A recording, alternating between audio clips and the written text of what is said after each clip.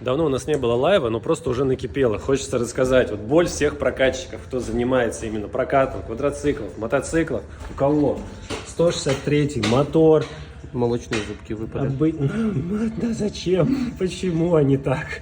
Сколько можно уже? Мы уже и перебирали, уже и настраивали по новой. А все потому, что конструктив сделан таким образом, что когда передачу переключаешь, он сразу просто вылетает. То есть нужно моментально остановиться, аккуратненько переключить, и только тогда уже поехать. Но спасибо за то, что хотя бы вылетает редуктор, а не самый первый вал, который чтобы не половине двигатель. Но хоть об этом китайцы да подумали.